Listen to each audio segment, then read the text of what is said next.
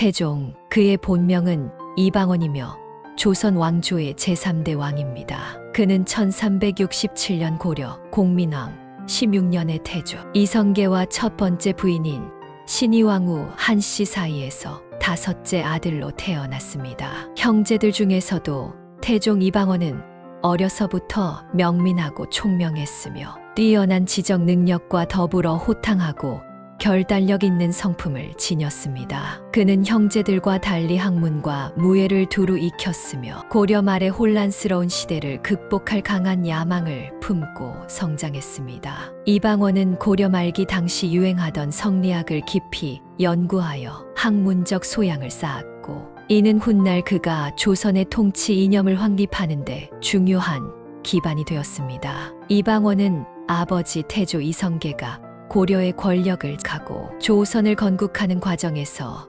가장 핵심적인 역할을 수행했습니다. 그는 단순한 무장이 아니라 아버지의 정치적 브레인 역할을 담당했으며 고려의 충신이자 개혁 세력의 중심이었던 정몽주를 제거하는 역사적인 결단을 내림으로써 조선 건국의 마지막 장애물을 스스로 치웠습니다. 1392년 이방원은 선주교에서 정몽주를 타살하는 냉혹하고도 결단력 있는 행보를 보였고 이는 조선 건국을 기정사실화하는 결정적인 사건이 되었습니다.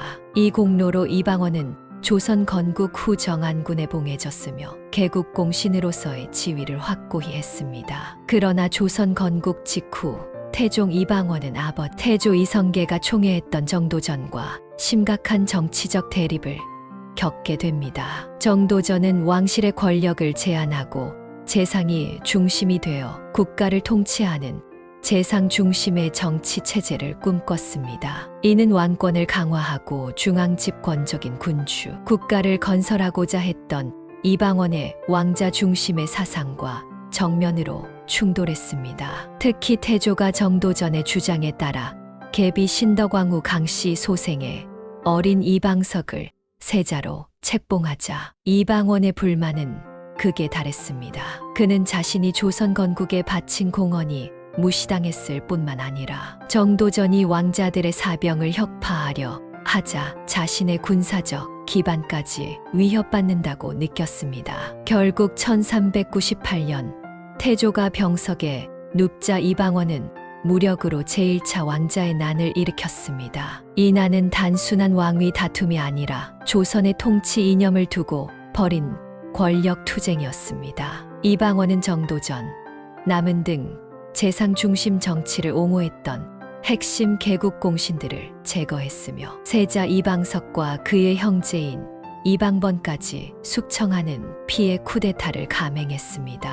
이 사건으로 이방원은 정치적 적수들을 일거에 제거하고 조선의 실질적인 권력자로 등극했습니다. 자신의 아들과 측근을 잃은 태조 이성계는 이방원의 냉혹함에 깊은 환멸을 느끼고 왕위를 포기하고 물러났습니다. 태조는 이방원에게 왕위를 물려주는 것을 거부하고 대신 둘째 형인 정종에게 왕위를 양위했습니다. 이로써 이방원은 형 정종을 왕위에 앉히고 자신은 왕세제의 지위를 얻어 실권을 장악했습니다. 정종의 재위 기간은 사실상 이방원의 섭정 기간이었으며 이방원은 이 시기에 왕자들의 사병을 혁파하는 등 왕권 강화의 기초를 다지는 작업을 지속했습니다. 그러나 형제 이방 간과의 갈등으로 이내 다시 한번 제2차 왕자의 난이 발발했고 이방원은 이 난까지 평정하며 명실상부한 조선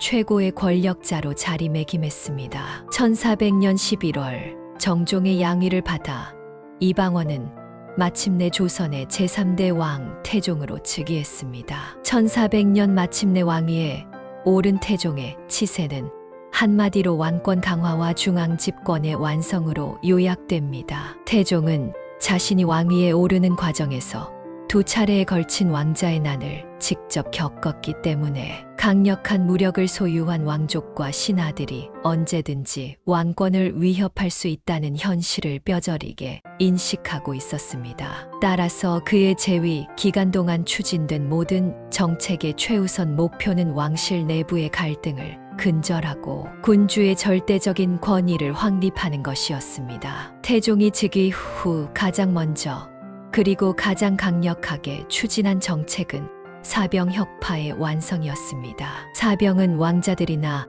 유력 공신들이 사적으로 보유하고 있던 군사력, 이는 제1차, 제2차 왕자의 난을 일으키는 원동력이자 조선 건국 초기에 가장 큰 불안 요소였습니다. 태종은 정종의 재위 기간 동안 이 작업을 시작했지만 자신이 직접 왕위에 오르자 이를 더욱 철저하게 시행했습니다.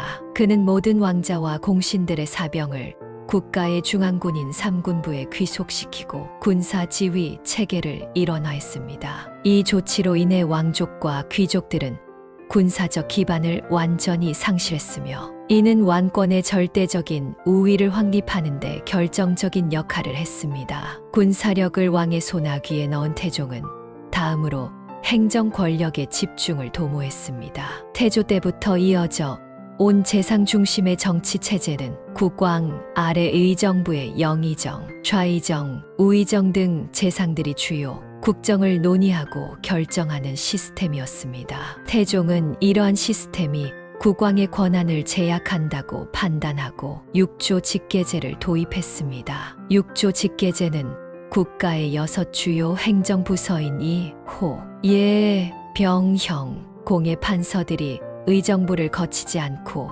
국왕에게 직접 업무를 보고하고 지시를 받는 시스템이었습니다. 이전에는 육조가 의정부를 통해 왕에게 보고하고 의정부에서 결재를 받은 후 왕의 재가를 받았지만 이제 의정부는 단지 자문기관으로 전락하고 왕이 모든 행정 권력을 직접 장악하게 되었습니다. 이 제도는 태종의 통치 철학을 가장 잘 보여주는 상징적인 개혁으로 왕권을 절대화하고 국가 행정을 신속하게 집행할 수 있는 기반을 마련했습니다. 물론 태종의 이러한 강력한 개혁은 기득권을 잃게 된 재상들과 관료들의 반발을 불러일으켰습니다. 특히 태조와 정도전의 이상을 따랐던 일부 신하들은 강력한 군주제를 우려했지만 태종은 자신의 무력과 정치적 결단력을 바탕으로 반대 세력을 엄격하게 다스렸습니다. 이 과정에서 태종은 때로는 가혹할 정도로 숙청과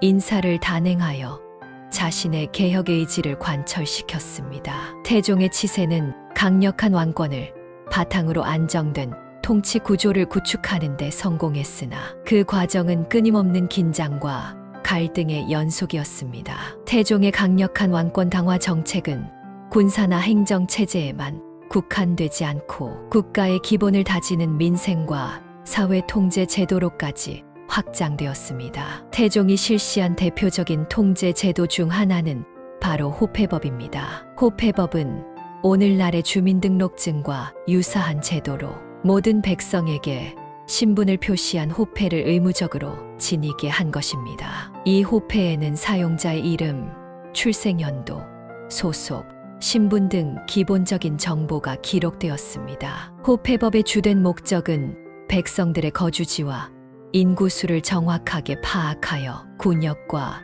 요역을 공정하게 부과하고 국가 재정의 근간이 되는 조세 징수를 효율화하는 데 있었습니다. 특히 유랑민을 줄이고 백성들이 거주지를 이탈하여 중앙의 통제망을 벗어나는 것을 막기 위한 목적이 컸습니다. 호패법은 백성들의 삶 전반을 국가가 직접 관리하는 중앙 통제 시스템을 구축했다는 점에서 태종의 강력한 통치 의지를 잘 보여주는 제도입니다. 한편 태종은 자신의 권력을 강화하면서도 백성들의 목소리를 듣고자 하는 의지를 표명하는 정책 또한 펼쳤는데 그것이 바로 신문고의 설치입니다. 신문고는 궁궐 밖에 설치된 큰 북으로 억울한 일을 당했으나 관료들을 통해 해결하지 못한 백성들이 직접 북을 쳐서 왕에게 자신의 억울함을 호소할 수 있도록 만든 제도였습니다. 신문고는 일종의 여론 수렴 창구이자 관료들을 견제하는 수단으로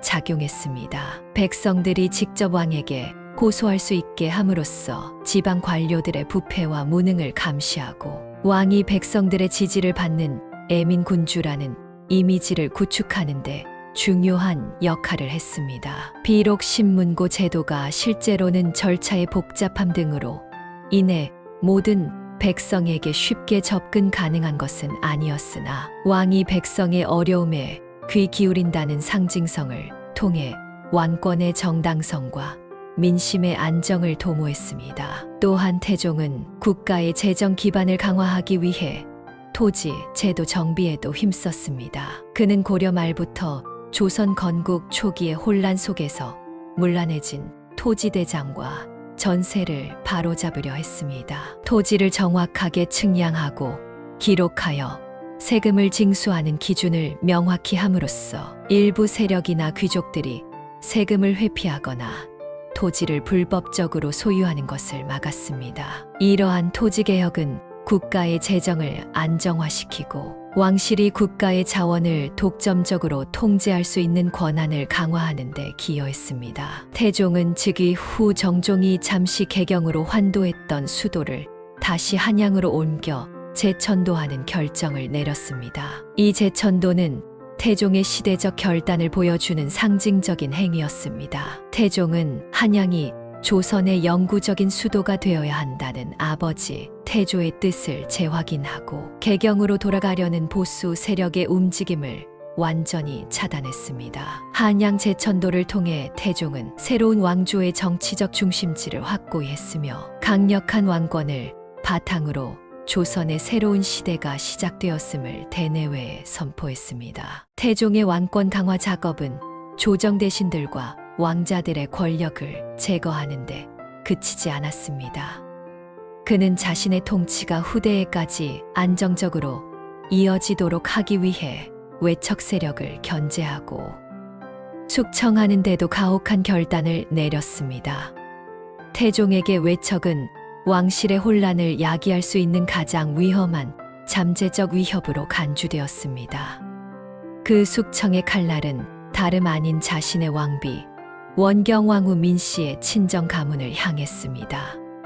태종의 왕비인 원경왕후 민씨는 남편 이방원이 왕위에 오르는 데 결정적인 역할을 했던 조력자였습니다. 특히 제1차 왕자의 난 당시 민씨는 태종의 사병들을 독려하고 무기를 숨겨주는 등 남편의 쿠데타를 성공시키는데 혁혁한 공을 세웠습니다. 그녀의 친정인 여흥민씨 가문은 이 공로로 조선 초기의 핵심 외척 세력이 되었으며 왕실 내에서 막강한 영향력을 행사하게 되었습니다.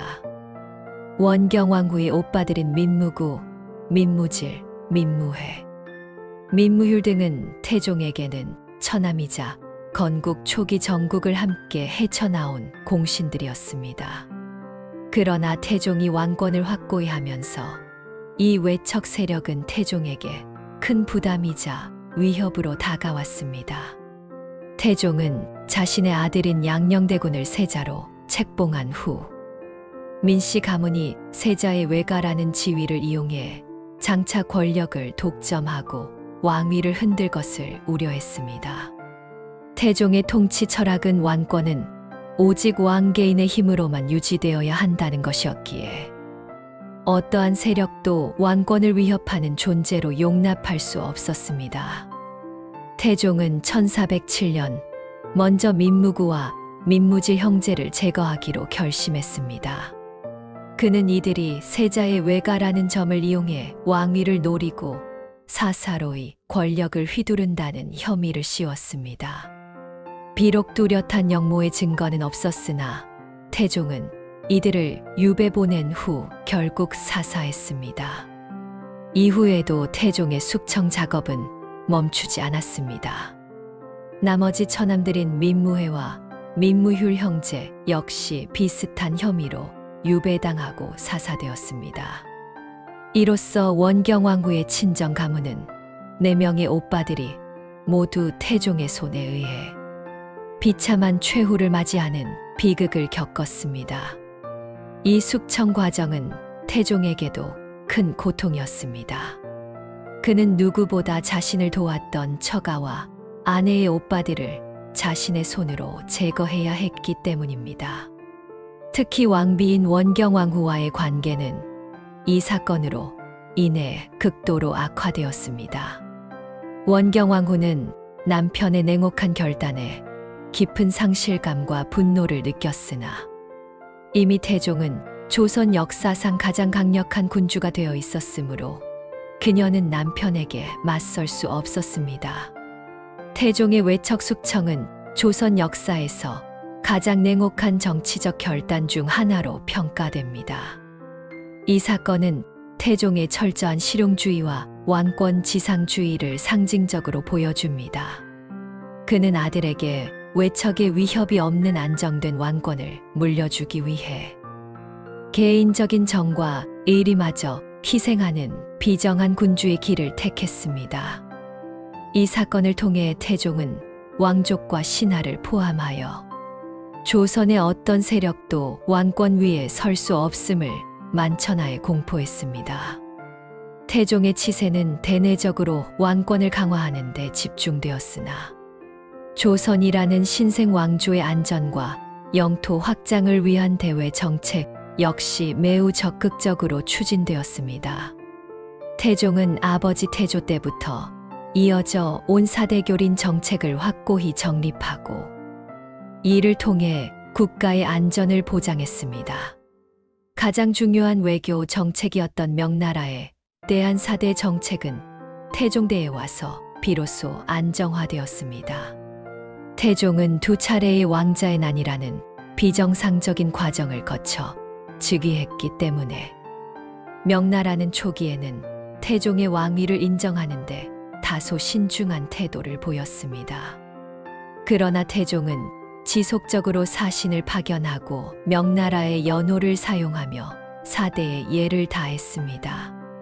이러한 끈기 있는 외교 노력 끝에 명나라는 결국 태종의 왕위를 공식적으로 인정했고 이로써 조선 왕조는 국제사회에서 정통성을 완전히 확보할 수 있었습니다.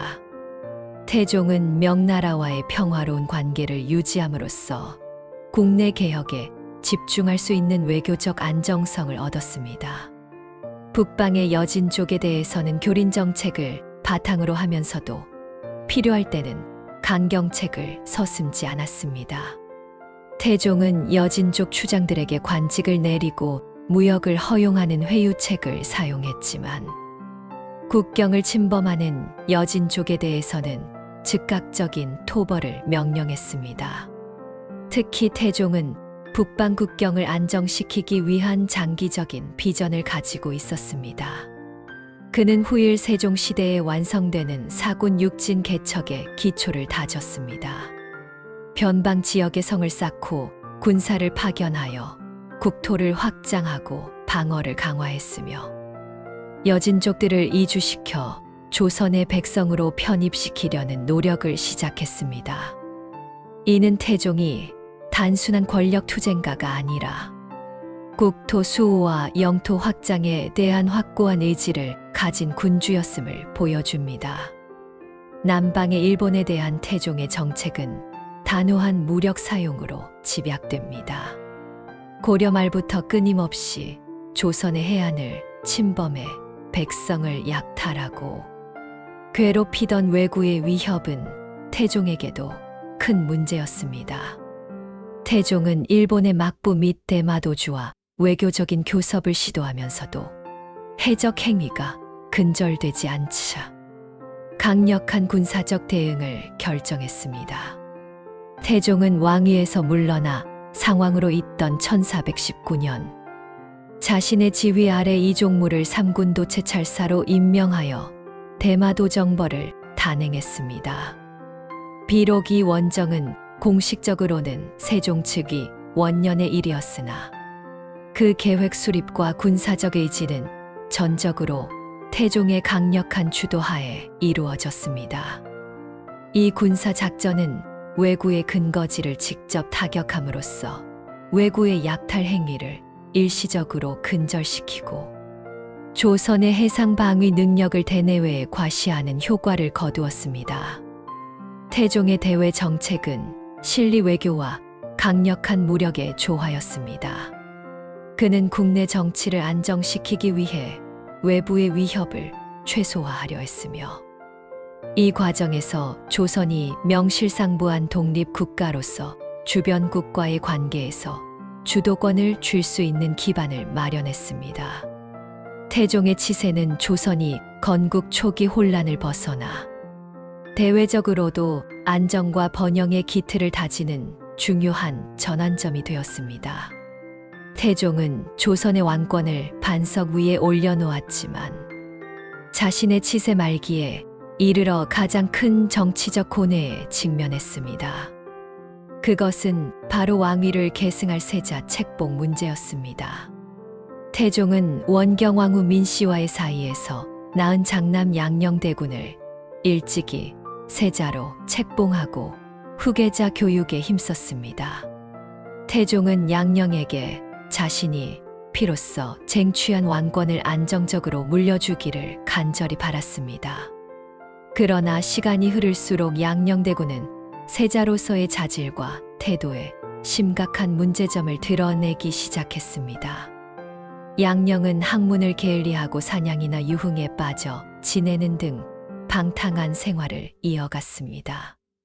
더욱이 세자국 내에서 궁녀들과 문란한 관계를 맺는 등 도덕적인 문제까지 일으켰습니다. 이러한 양녕의 행실은 태종뿐만 아니라 조정 대신들에게도 큰 실망감을 안겨주었습니다. 태종은 양녕에게 엄중한 질책을 가하고 여러 차례 교화를 시도했지만 양녕은 아버지의 뜻을 따르지 않고 일탈을 반복했습니다.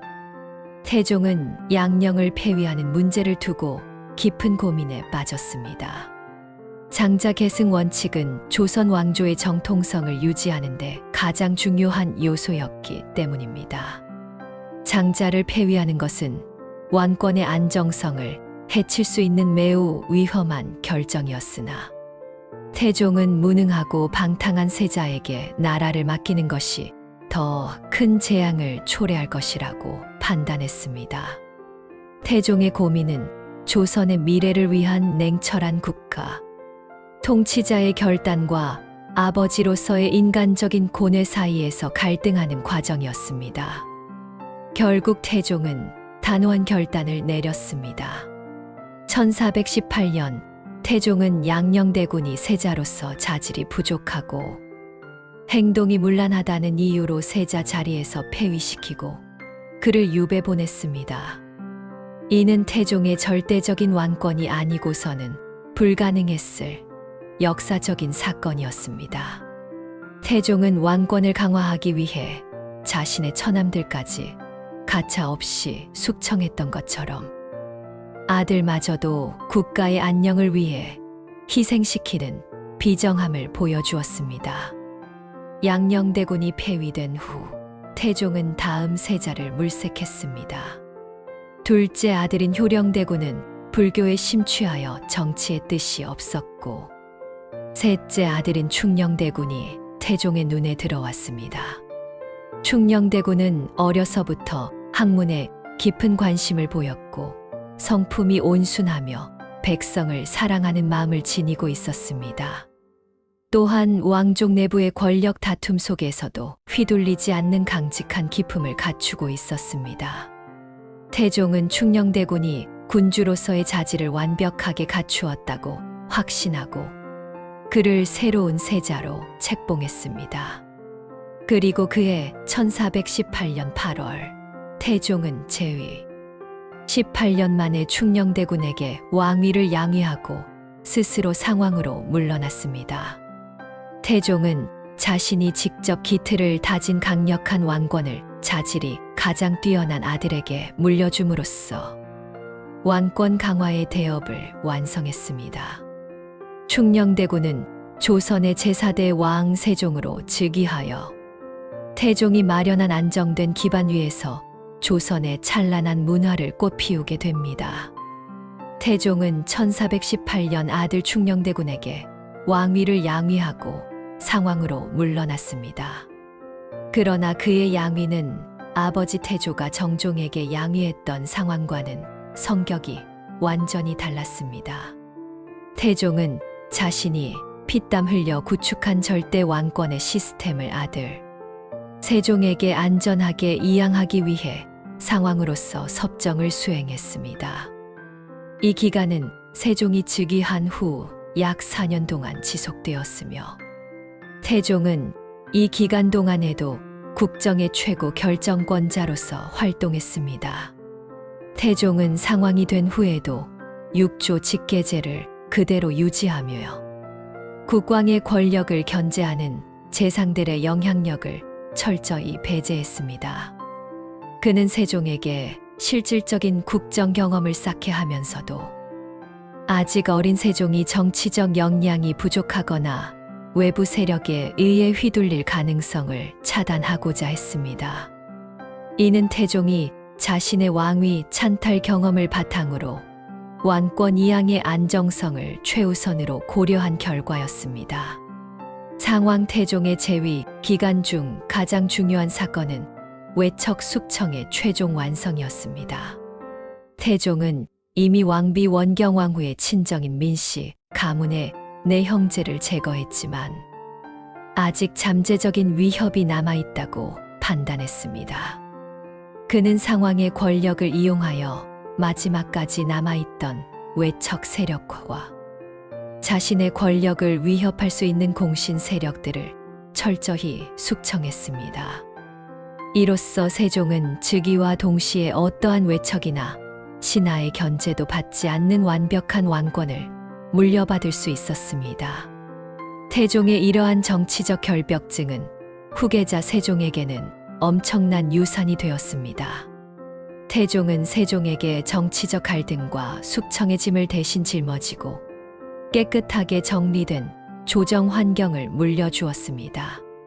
세종은 태종이 마련해준 이 안정된 기반 위에서 재위 초기에 불필요한 정치적 소모 없이 학문과 문화 발전에 전념할 수 있었습니다.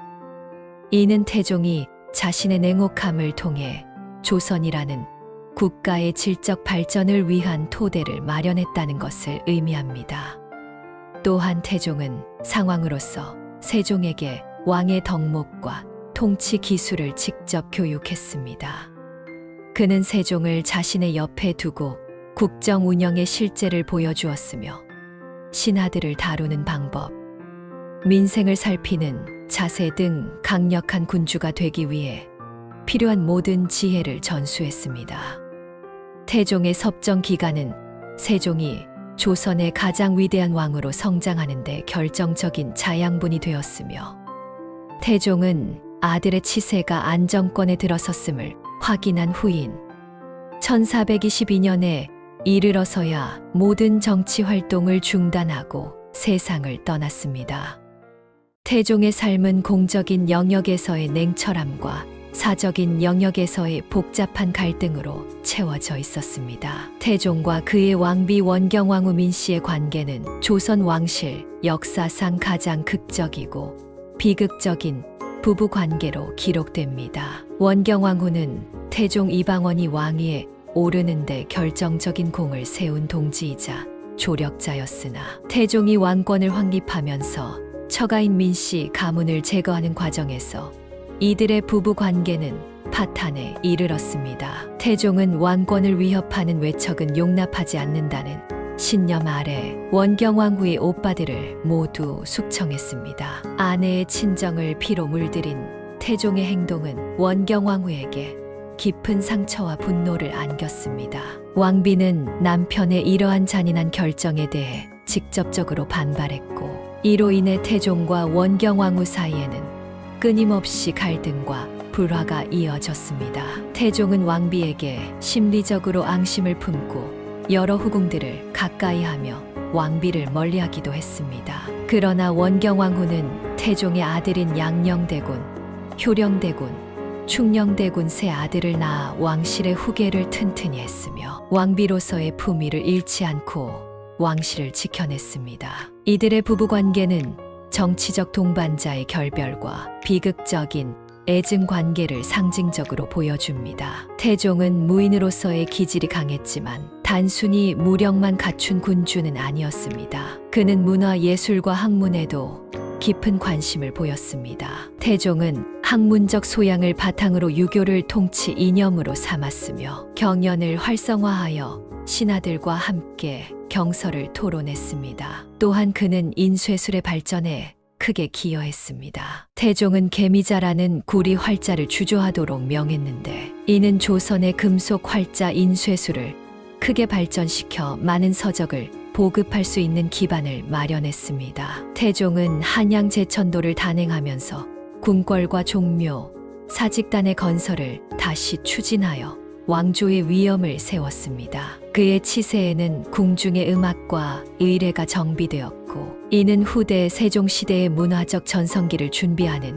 기초 작업이 되었습니다. 태종은 자신의 통치가 강력한 무력과 법치에 기반했지만 국가의 장기적인 발전은 문화와 학문의 진흥에서 비롯된다는 점을 분명히 인식하고 있었습니다. 태종은 공식적인 자리에서는 근엄하고 냉정한 군주의 모습을 유지했지만 사적으로는 호방한 성격을 지니고 있었습니다. 그는 사냥이나 격구 같은 무인으로서의 취미 생활을 즐겼으며 때로는 신하들과 허심탄회하게 대화하는 등 인간적인 면모도 보여주었습니다. 하지만 그의 모든 사적인 행동은 왕권의 유지와 안정이라는 큰 틀을 벗어나지 않았습니다. 태종은 끝까지 왕으로서의 책임감과 권력에 대한 집념을 놓지 않았습니다. 태종 이방원의 치세는 조선 왕조사에서 가장 역동적이고 강렬했던 시기로 기록됩니다. 그는 조선 건국에 결정적인 공을 세웠고 두 차례의 왕자의 난을 통해 스스로 권력을 쟁취했습니다. 태종의 재위 기간 동안 추진된 모든 개혁은 오직 하나의 목표, 즉 왕권의 절대적인 강화를 향해 있었습니다. 태종은 육조 직계제를 통해 재상 중심의 정치 체제를 무너뜨리고 모든 행정 권력을 국왕에게 집중시켰습니다. 그는 사병을 혁파하여 무력을 중앙정부에 통합시켰고 호패법과 같은 새로운 사회 통제 제도를 도입하여 국가의 인적 물적 자원을 효율적으로 관리했습니다. 또한 외척인 민씨 가문과 공신 세력을 피해 숙청을 통해 제거함으로써 어떤 세력도 왕권을 위협할 수 없도록 정치적 환경을 완벽하게 정리했습니다. 태종의 통치는 그의 냉철한 현실 인식과 철저한 실용주의를 바탕으로 했습니다. 그는 권력 투쟁을 통해 얻은 교훈을 바탕으로 국가의 안정이야말로 백성들에게 가장 중요한 가치라고 믿었습니다. 그의 가혹한 숙청은 후대의 비판을 받았지만 결과적으로는 조선이라는 신생 국가가 500년이라는 긴 역사를 이어갈 수 있었던 튼튼한 헌정 체제를 마련해 주었습니다. 태종이 조선 역사에 남긴 가장 위대한 유산은 바로 후계자 세종에게 물려준 안정된 기반입니다. 태종은 자신이 직접 정치적 난제와 숙청의 짐을 짊어지고 아들에게는 어떠한 외척이나 강력한 공신 세력의 견제도 없는 깨끗한 조정 환경을 물려주었습니다. 또한 재정적으로 안정된 국가 시스템을 구축함으로써 세종이 훗날 국방과 문화, 학문에 집중할 수 있는 물적 토대를 마련해 주었습니다. 양녕대군을 폐위하고 충녕대군 세종을 책봉한 그의 단호한 결단, 역시 조선 왕조의 미래를 위한 최고의 통치자를 선택한 현명한 군주의 최종 판단이었습니다. 태종은 냉혹한 무력이 아닌 제도와 시스템을 통해 왕권을 확립하고 조선의 기틀을 완성한 군주입니다. 그는 정치적 안정과 군주권 확립을 위해서는 어떠한 희생도 감수했던 강력한 아버지이자 위대한 건설자였습니다. 태종의 치세가 있었기에 조선은 혼란을 뒤로하고 찬란한 문화를 꽃피울 수 있는 안정적인 시대로 나아갈 수 있었습니다.